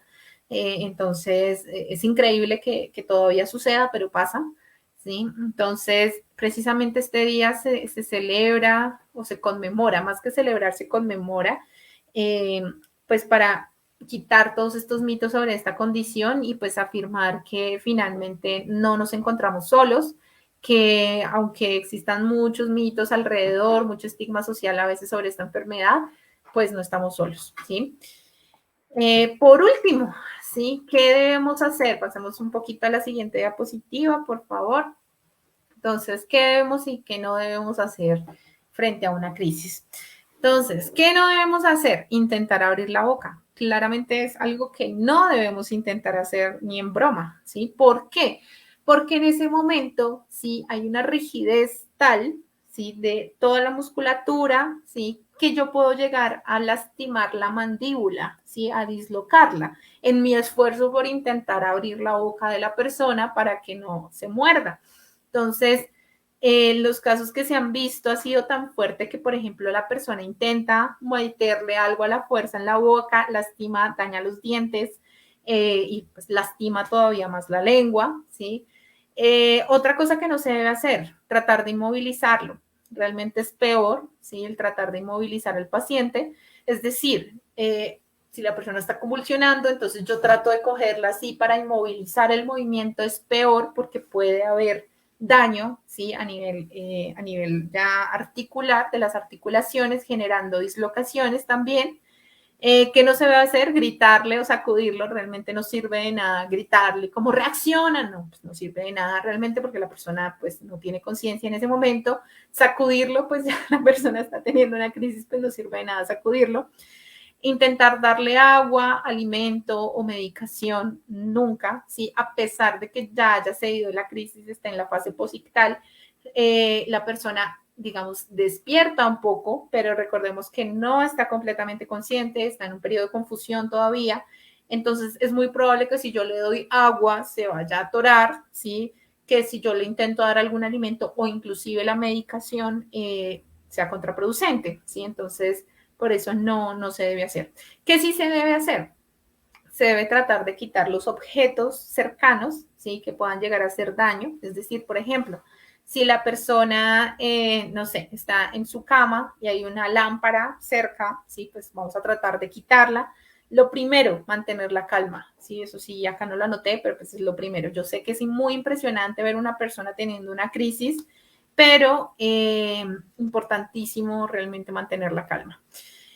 Colocar algo blando, ¿cierto? Bajo la cabeza también es muy, muy importante. Entonces, tratar de colocar alguna almohada, por ejemplo, una cobija, algo por el estilo que trate, digamos, de no, para que la persona no se golpee la cabeza. Tratar de poner la persona de medio lado, ¿sí? ¿Por qué? Porque como la persona empieza a salivar bastante, a botar saliva, ¿sí? Entonces, para que no se ahogue, por decirlo así, o esta saliva broncoaspire de una u otra forma, se pone de medio lado para que la saliva salga adecuadamente, ¿sí? Otra cosa que sucede, nunca intentar dar respiración boca a boca. Yo sé que a veces las personas que tienen en medio de la crisis se ponen moradas, ¿sí? ¿Por qué? Porque en ese momento no ingresa oxígeno en el cuerpo, entonces por eso es que la persona se tiende a poner morada, pero no quiere decir que, o sea, se vaya a ahogar, ¿sí? Si la crisis dura corto tiempo, entonces ya va a respirar por sí mismo. Por eso es importante no intentar dar respiración boca a boca en ese momento. Y por último, si la crisis dura más de 2 o 3 minutos, hay que llamar a emergencias. Eso quiere decir que la persona que está junto al paciente que tuvo la crisis tiene que estar muy pilas del tiempo, ¿sí? Para saber si ya han pasado más de 2 minutos, 3 minutos, para llamar al servicio de emergencias, porque podemos estar hablando de un estatus epiléptico, entonces, pues, digamos que eso sí tiene un manejo bien, bien diferente. Entonces, pues bueno, muchísimas gracias. Vamos a pasar a la última diapositiva donde encuentran mis datos. Recuerden que si tienen dudas o quieren solicitar alguna consulta por psicoterapia o neuropsicología también, me pueden escribir por WhatsApp. Recuerden que yo manejo consultas de forma virtual y de forma presencial. Entonces, en el caso presencial, claramente para las personas que están ubicadas en Bogotá, Colombia, de forma virtual para personas que están ubicadas también en Bogotá, Colombia y desean hacerlo virtual desde otras ciudades aquí en el país y pues desde otros lados del mundo también. ¿Listo? También pueden escribirme vía correo electrónico. Mi correo es mi correo es aromeroibagon@gmail.com. El teléfono, el indicativo Colombia es más 57 317 372 8061, ¿sí? Y bueno, en Facebook me encuentran como @neuropsicóloga.ana y en Instagram me encuentran como Ana R-neuropsic, ¿vale? Entonces, básicamente eso sería todo. Voy a intentar leer un poquito los comentarios. Perdí los comentarios del primer live, pero voy a intentar ubicarlos rápidamente acá por medio de Facebook, sino que pues es un poquito difícil para mí. Entonces, veamos a ver si lo logro. Ok, ¿dónde está? Aquí estoy, listo. Entonces, aquí estamos en Facebook y voy a intentar estar aquí para ver primero las preguntas y comentarios del primer live, porque recordemos que por desgracia se rompió la comunicación, entonces, que solo aparecen en stream, ya me están diciendo, qué tristeza. Bueno, pues, sí, qué triste, bueno. No, mira, por acá los estoy viendo en Facebook, ¿o no? Bueno, creo que sí. Bueno, sí, estoy viendo acá los primeros, ¿sabes? Entonces me dice Zoe Hernández, ¿para qué hacerse un electroencefalograma por primera vez? ¿Es necesario interrumpir el ácido valproico o se sigue tomando? Es una epilepsia que se diagnosticó, se le recetó ácido valproico, pero no se le realizó el electroencefalograma. Apenas el 7 de marzo se lo hacen. Mientras tanto, se lo doy a mi hija 3 veces al día. No sé si interrumpir. Nunca interrumpan el tratamiento farmacológico, por favor. No lo interrumpas, ¿sí? No vayas a interrumpir el tratamiento farmacológico. Es importante hacer la claridad al médico, ¿sí? Hacer la claridad al médico. Usualmente cuando uno ya lleva un tratamiento, es decir, por ejemplo, mi caso, mi diagnóstico fue cuando yo tenía 11 años, o sea, básicamente hace 20 años más o menos. Sí, ya hace tiempo. Y pues bueno, básicamente al principio, como les mencionaba, pasé por muchos medicamentos. Mientras estaba tomando medicación, igual dentro de los controles me ordenaban electroencefalogramas. ¿Por qué? Porque querían mirar si todavía existían crisis, así fueran muy pequeñas, para saber, digamos, orientar al neurólogo si funcionaba o no estaba funcionando la medicación. Entonces, por eso es importante no dejar de tomar la medicación al momento de hacer un electroencefalograma si ya está la persona medicada, ¿listo? Cante buena, hola, soy de Chile, gracias por estar conectados desde Chile. Yo quiero como hacer corrido una maratón, el domingo tuve una, no tan larga y aún estoy agotada. Claramente, sí, la sensación de agotamiento es brutal, sí, hay que mirar muy bien cómo fue la rutina de ejercicio ese día, si de pronto te excediste, si de pronto el día anterior no habías dormido bien, para identificar qué fue lo que pasó. Eso es, yo soy de México, tengo una niña de casi 3 años que fue diagnosticada a raíz de una única convulsión con epilepsia y parece ser que tiene hipoplasia del cuerpo calloso. De aquí la importancia de hacer una buena resonancia para identificar esas afectaciones que pueden estar generando la crisis. A mí me pasa en el brazo y la pierna, no me tardan mucho, hasta 30 minutos. Ivonne está explicando cómo, digamos, tienen este tipo de crisis de espasmos que hablábamos antes, ¿no? Hola, los veo desde Chile. Mi hija con 4 meses presenta epilepsia refractaria. Bueno, espero que la puedan tratar para lograr manejar las crisis. Muchas gracias. Fanny, pues yo tuve epilepsia desde los 9 años, estoy totalmente curada. Aquí nos dice Fanny, te felicito Fanny, qué bonito. Después de 40 años de tratamiento, tuve pérdida de razón en 2009, terminé en tratamiento en 2016. Muchísimas gracias Fanny por comentarnos tu historia. Yo tengo tónico clónica generalizada, es la que más se presenta habitualmente. Algo que me olvidé mencionarles y es muy importante es que puede suceder, aunque a veces no es tan común, saltar de tipo de crisis. Por ejemplo, hubo una época en la que yo presentaba crisis tónico-clónicas, otra época de mi vida presentaba crisis de ausencias, otra época más los espasmos. Entonces, digamos que puede suceder que uno pase en diferentes tipos de crisis, ¿sí? No necesariamente siempre se casa con el mismo tipo de crisis. Mi hija tiene 25 años, tiene epilepsia desde los 9 meses de nacida, dolor de cabeza, estómago, empezó con una crisis mensual. A los 10 años, cuando entró sus estudios secundarios, sus crisis se incrementaron varias veces al día. Entonces, ha probado con medicamentos y con CBD. Importante de pronto intentar con la dieta cetogénica, a ver cómo te va. Igual importante consultar esto de la dieta con nutricionista, ¿no? Sí, te maltrato cuando se convulsiona y no hay quien auxilie, ¿sí? Hola, buenas tardes. Sigo desde Tijuana. Tijuana es México, ¿no? Mi hijo está con diagnóstico de epilepsia focal, y me comentan sin neurología, que tiene algunas cicatrices en ventrículos en el cerebro, porque durante el parto, el nacimiento, lo que hablábamos, que se puede generar las crisis de epilepsia en el tema del desarrollo fetal, estuvo sin respirar algunos segundos. La hipoxia también puede generar el tema de las crisis. La hipoxia es que falta oxígeno en el cerebro, la oxigenación es muy importante. Esto se presenta a veces muy, muy seguido en los partos. Entonces, por eso es muy importante tenerlo presente. ¿Las cicatrices se quitan? No, realmente, por eso llamamos que son cicatrices, ¿sí? Porque quedan ahí en el tejido. Entonces, en el tejido cerebral no quitan, pero se pueden controlar con la medicación.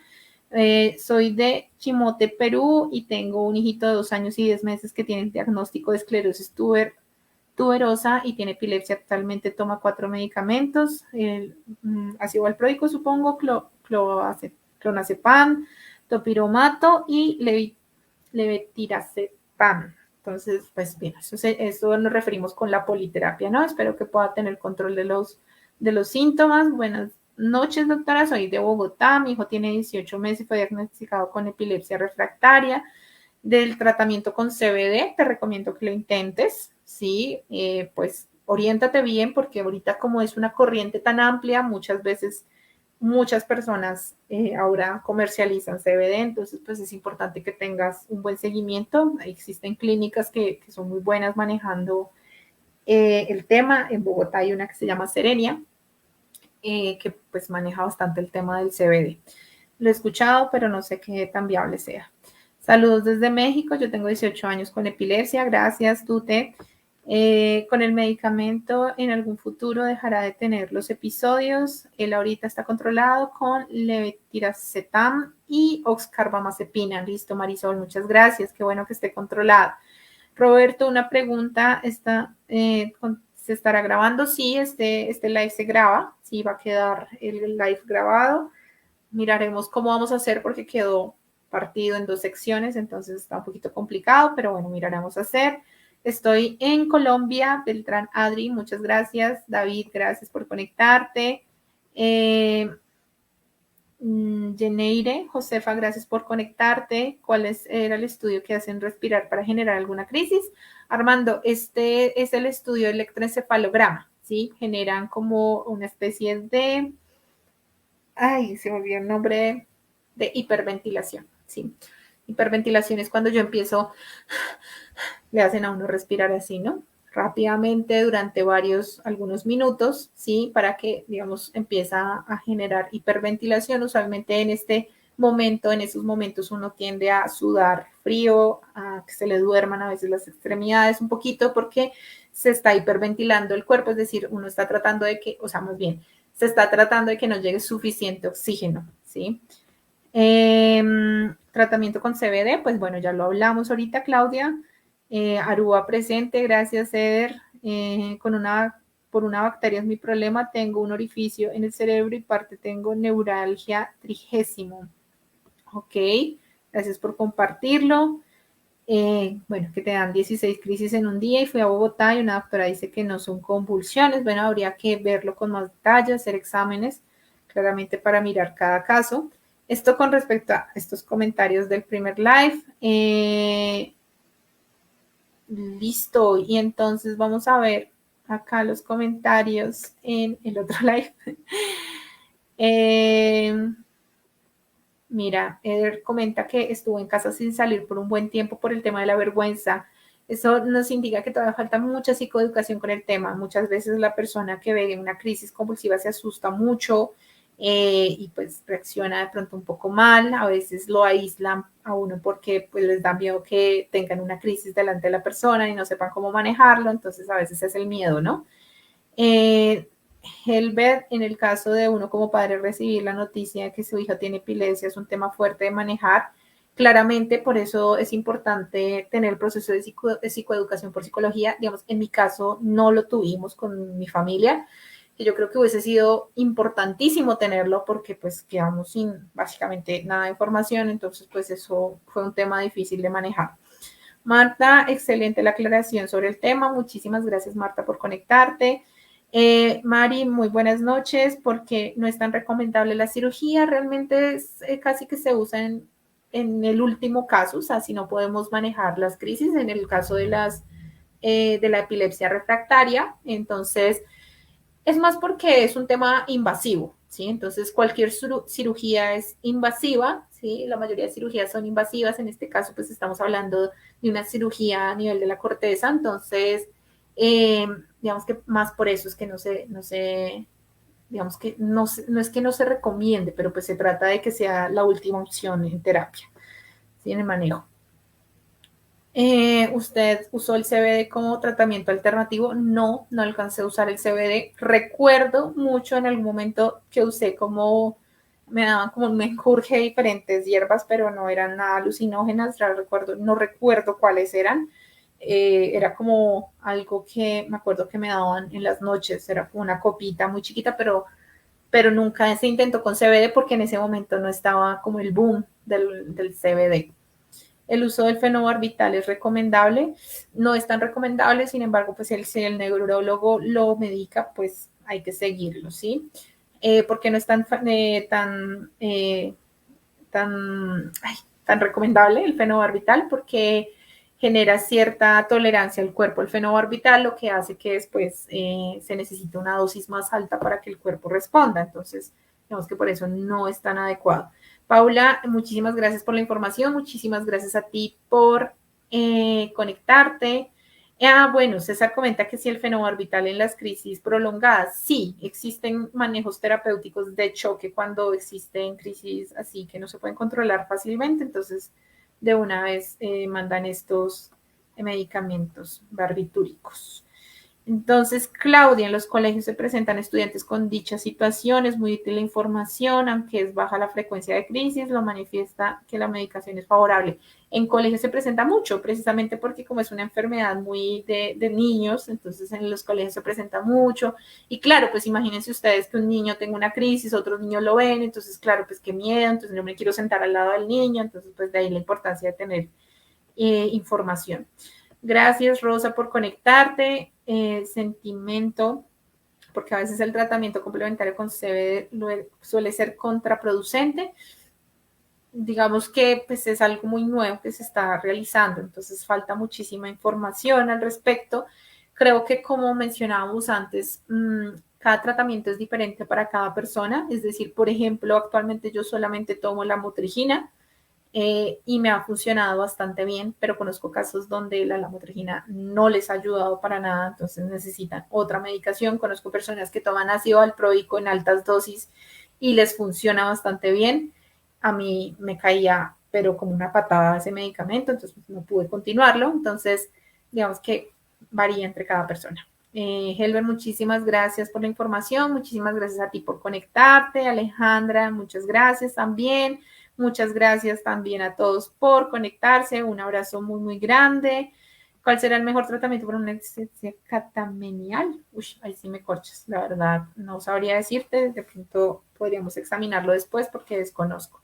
Muchas gracias, Paraguay, desde Paraguay. Muchísimas gracias. Conectándote. Doris, muchas gracias. Cuando una persona con epilepsia tiene un dolor muy fuerte, eso le generaría una crisis. Pues más que todo, o sea, cuando hablas de dolor, ¿es dolor físico o dolor emocional? ¿Sí? Porque recordemos que el estrés es un factor de riesgo, ¿no? Entonces, pues si la persona está, digamos, expuesta a mucho estrés, puede generar una crisis. El dolor físico, pero realmente nunca lo he escuchado asociado a generar una crisis. Tengo el diagnóstico desde hace un año. El médico en algún momento me dijo que no pasaba de los 40 años. ¿Qué tan cierto puede ser esto? Eh, realmente puede ser muy variable. Algunas crisis se quitan con los años, es decir, puede que la persona se haya sido diagnosticada de joven, muy niña, y pues con los años quita, ya no tiene que tomar medicamentos, pero en otros casos sí. ¿Qué te recomiendo? Digamos yo, ¿sí? Si uno ve que ya se controla con las crisis, uno puede hablar con el neurólogo para mirar la posibilidad de empezar a disminuir la medicación. Cuando digo que se quitan las crisis es durar años sin crisis, ¿sí? No una semana, un mes, sino años. Entonces, ahí se analiza la opción si se puede quitar la medicación. Si se quita la medicación y vuelve a tener crisis, es muy probable que se necesite tomar la medicación por más tiempo o toda la vida. Mi hijita toma carbamazepina, letracetam, clobazam y ya duerme mucho, no desea levantarse. Ahora le han dado carbamazepina. ¿Cree usted que le puede incrementar o le quitó un poco de la carbamazepina? Lo que te digo, o sea, yo no me comprometo a decirte quítale el medicamento porque pues sería algo irresponsable de mi parte. Lo que te recomiendo es que hables lo más pronto con el neurólogo y pues le expreses que pues básicamente tu hija pues no está respondiendo bien al tratamiento, permanece muy somnolienta, ¿sí? Y si no, pues siempre mirar la opción de cambiar de neurólogo. A veces a uno le toca andar por muchos neurólogos antes de encontrar uno bueno. Se los digo por experiencia, si he visitado más o menos 20 neurólogos en mi vida, ha sido poco. Porque con la medicación, las crisis, así sean de tipo de vu, no se logran controlar con la medicación en los días de tenerse el periodo. Tatiana, acá hablas de algo muy importante. Sí, a veces el periodo, supongo que hablas del periodo menstrual, sí tiene una relación a veces con el aumento de las crisis. Entonces, importante también tenerlo presente. Que he visto que hacen, llevan como un control de las crisis para saber en qué días ocurren, a ver si hay algún tipo de patrón, digamos, dentro del periodo. Gracias, Doris, por conectarte. Y bueno, gracias Alejandra, me dijo que desarrollar posiblemente y ya no le daban y así fue, ya no tuvo convulsiones, pero sí le dan unos dolores de cabeza que la dejan muy mal. A veces es secundario, puede generar ciertas migrañas, eso puede ser normal. Mi bebé empezó a los 2 meses, ahorita ya tiene un año, le diagnosticaron epilepsia focal y me frustra porque no hay día que no convulsione y además no gatea, no rueda y no camina. A veces cuando no se controlan muy bien las crisis pueden generar, y masa tan cortada, pueden generar un atraso en el desarrollo motor o verbal o sensorial. Entonces, claro, acá importantísimo es lograr controlar las crisis lo más rápido posible. Entonces, Sujei, pues te recomiendo que pues sigas intentándolo, que miren qué otra opción de tratamiento se le puede dar a tu hijo para que puedan controlar las crisis lo más pronto posible. Y pues igual en conjunto tratamiento con fisioterapia para que así pueda desarrollar más rápido todo el tema de gateo, de rodar y pues caminar más adelante. Y Rosa, muchísimas gracias también por conectarte. Creo que cubrí todos los comentarios. Nuevamente, muchísimas gracias a todos por conectarse. Espero que estén muy bien. Los mejores deseos para todos. Recuerden seguir en redes, escribirme si quieren algún comentario que tengan en particular. Si están interesados en tratar otra temática diferente, también se reciben opciones y que estén muy, pero muy bien. ¿Listo? Un abrazo y chao.